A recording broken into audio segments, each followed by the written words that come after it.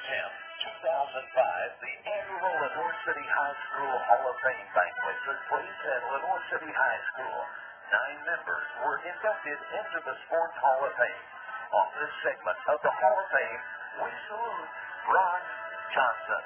Next inductee is Ron Johnson. Ron is a booster runner and a feared lineman. Played football for LCHS for 4 years. Captain of the last 2 years, played one honors, all conference, both outstanding back, MVP, and all the nation, all these teams.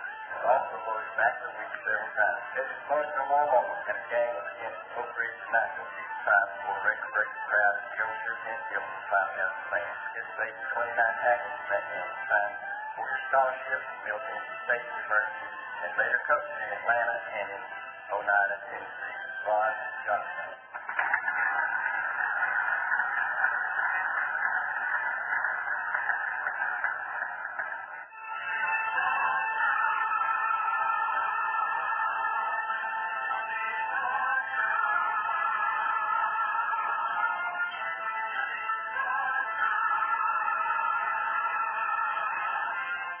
This segment of the Hall of Fame series, we're glad to have Ron Johnson with us. Ron, you're a 1966 graduate of Lenore City High School. First, congratulations on being inducted into the Lenore City Hall of Fame. Right. Tell me about the 1965 game with Oak Ridge down at the old City Can Field.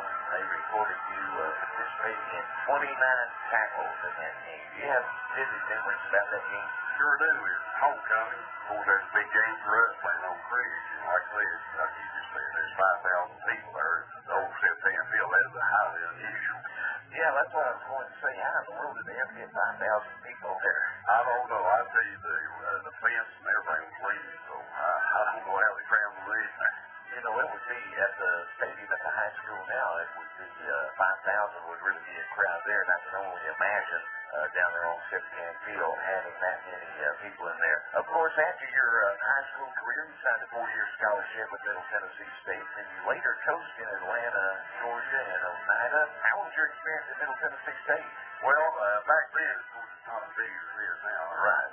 We played a lot of Wildcat teams. I played against Roger Staubach for 2 years. He went to Pensacola Navy. I've heard that name somewhere before. Yeah, he went out, do his tournament after he graduated out of Navy Academy. So we played a pretty good team and really had a good time, good experience over there. And you coached in Atlanta, Georgia, and in Oneida. Tell us about your coaching experience. Okay, when I graduated from Middle Tennessee, of course, I went to Atlanta State to coach, and just minor coaching mainly in Atlanta. Then I moved to Oneida, thinking it was now where I was born there. But anyway, You thought you were close to home. That's right. We thought we were close to home, but it ended up being Oneida. And Blackie Wilson, the former Little City, was an elementary school principal, and he's the one put us on there. Of course, I coached there as assistant, and I took over the head coach. You graduated at Lenore City in 1966. That was just 1 year before I started broadcasting league games in 1967, so I'm sorry I missed you there by 1 year.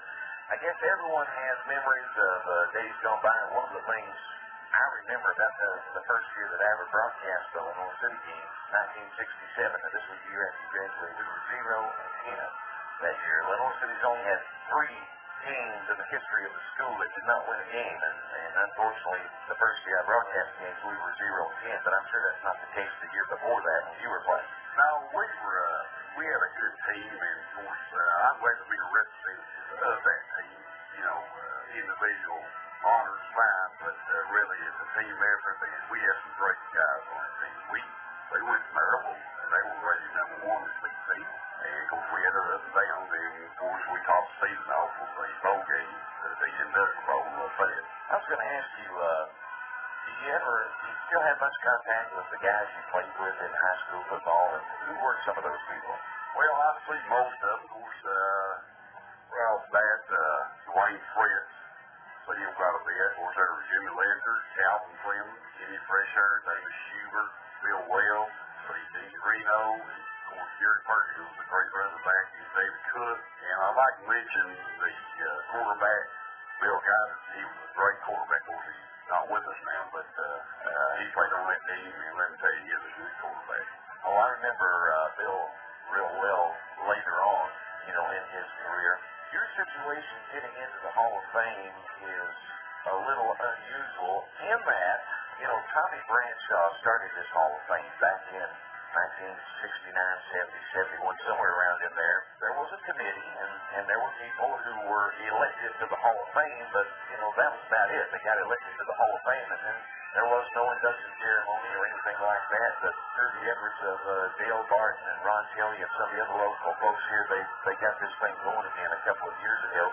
So the first thing they had to do was to go back and get those people who were actually elected to the Hall of Fame back there in those early days when they first started, who had never been officially inducted, and get them into that induction process the first and the second year. And then I know last year your profile was in here for the folks, the ballot committee to vote on for the Hall of Fame. All of a sudden, somebody realized, wait a minute, he's already in the Hall of Fame. We can't vote on him. And sure enough, what year was it that you were inducted to the Hall of Fame? Was that 71, somewhere back in there? I believe, if I'm not mistaken, it's 73. Right. Well, back then, they just broke up.